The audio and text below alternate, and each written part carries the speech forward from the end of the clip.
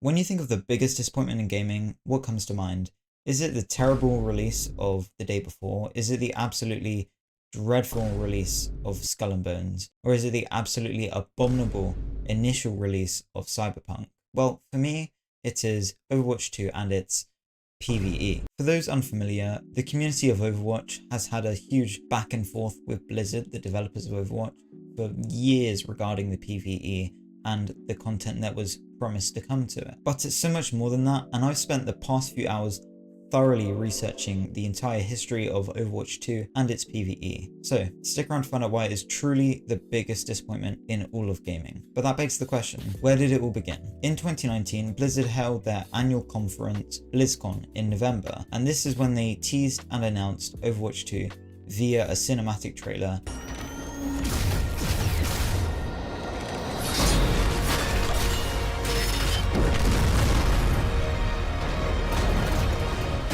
And extensive gameplay of the soon-to-come PvE.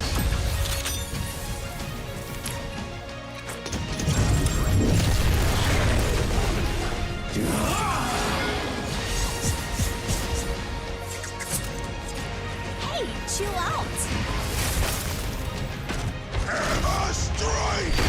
The main selling point of it was a complete game refresh, so graphics, fixing of bugs, and new characters being introduced. Alongside that, the large replayability and the skill tree that were introduced in their vision for the Overwatch 2 PvE experience. Obviously, this caused a shit ton of excitement and everyone was absolutely hyped. This was peak hype in Overwatch. I was really excited because I loved the previous PvE missions that we had in the game. They were largely enjoyable, and the replayability from them wasn't great, but it was fun because they were challenging on high difficulties, with unique enemies to fight against, and an overarching story. And these things came from the Archive event, which would release every May.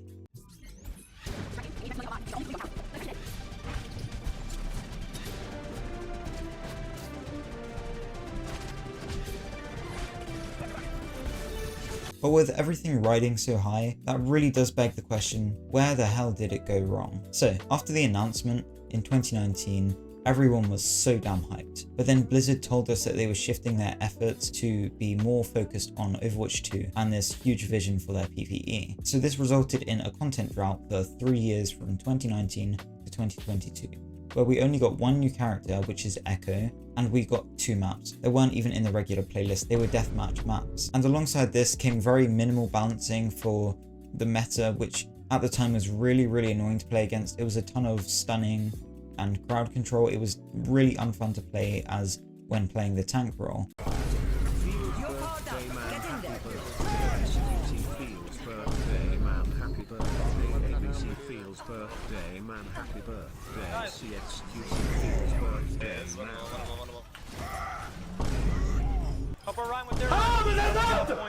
It was really unenjoyable, and we barely got balanced patches for years. And let's not beat around the bush, this was an absolute content drought. But like I said, everyone was fine with this, with the promise of this PvE that they wanted to bring to life being focused on more. And I personally was fine with this. I thought if it's for the greater good of the PvE that's soon to come, then I'm perfectly fine and I'm happy with it. But as the months passed, the game began to stagnate.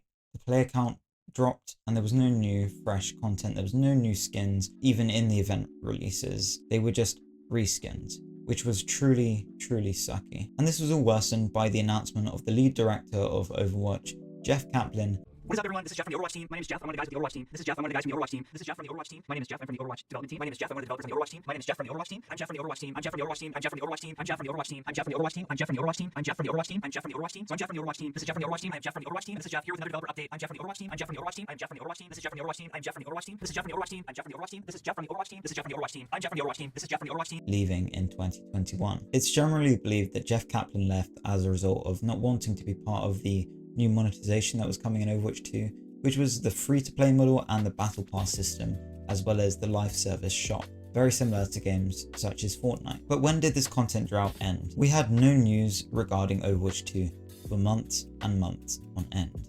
But this all changed in June of 2022.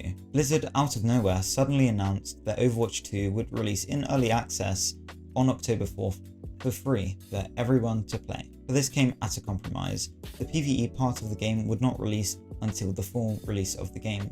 And everyone was fine with this, mainly because we went so long without content at all in the game, and we were just happy to get rid of the current meta we had and have some new changes that we had missed for years. And Blizzard did this just to kind of get a product out because everyone had been waiting so damn long for Overwatch 2, and people were getting impatient, the game was stagnating, the population of the servers was declining heavily. And with these changes came 3 new heroes, which were Sojourn, Kiriko and Junker Queen, 1 tank, 1 support and 1 damage character. And because we had no new characters for years, people were excited for something so fresh and so new. And the free-to-play model that it came out with initially seemed like a good idea because it removed the financial barrier to entry, which to most seemed like a good idea, but unfortunately this led— Fucking Fly just photobombed my fucking video. Jesus Christ, what the fuck?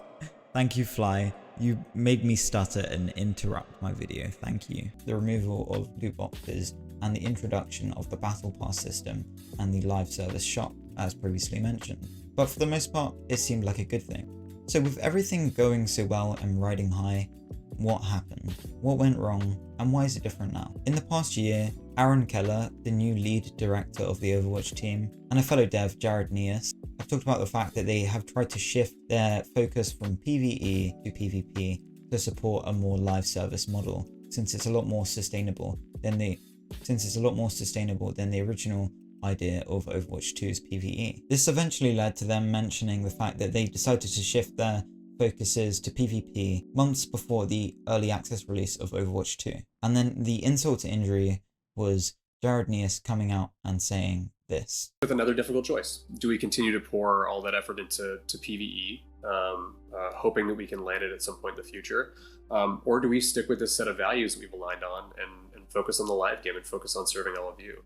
With everything we've learned about what it takes to operate this game at the level that you deserve, it's clear that we can't deliver on that original vision for PvE that was shown in 2019. What that means is that we won't be delivering that dedicated hero mode with talent trees, that long-term power progression.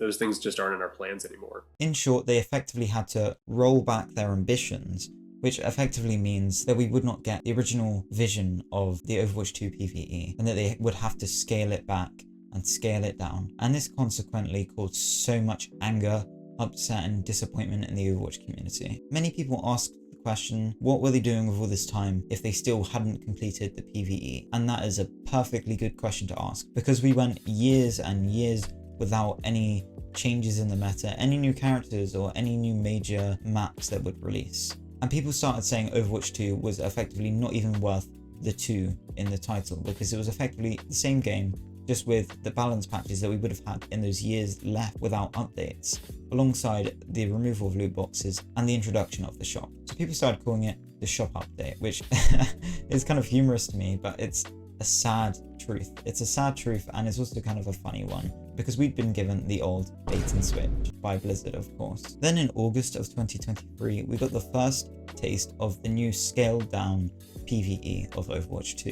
And this released in the form of free missions. And this was $15 for free missions. And this caused even more outrage. People were fucking pissed off, understandably. I didn't buy them because it's clearly a rip-off compared to the free PvE modes we had before from the Archives event. It felt absolutely empty compared to the original promise of the PvE. There was no skill tree, there was no replayability, it was absolute drivel. And truthfully, the best thing about them wasn't even the gameplay, it was the short cinematics before and after the mission had been completed, which is really embarrassing that the visual story was even better than the actual gameplay, a true testament to the sad development of the PvE. And more recently, people have been asking, what does the future hold for the PvE of Overwatch 2? But it gets even worse. In late January, Microsoft decided to lay off 1,900 staff from both Blizzard and Xbox. And this very obviously spells out trouble for the future of Overwatch 2. People were aware a lot of the layoffs on the Blizzard team were from Overwatch's competitive team, the Overwatch League, and the remnants of it after it had been shut down last year. Then this had people asking, where does this leave the future of Overwatch 2's PvE? Well, from recent reports from journalist websites such as Kotaku, there have been interviews with anonymous ex-devs from Blizzard, and they've said that the plan originally was to release new missions every 18 months, which is every year and a half, with these layoffs of said developers, which effectively means all the different components of the PvE are in varying levels of completion, and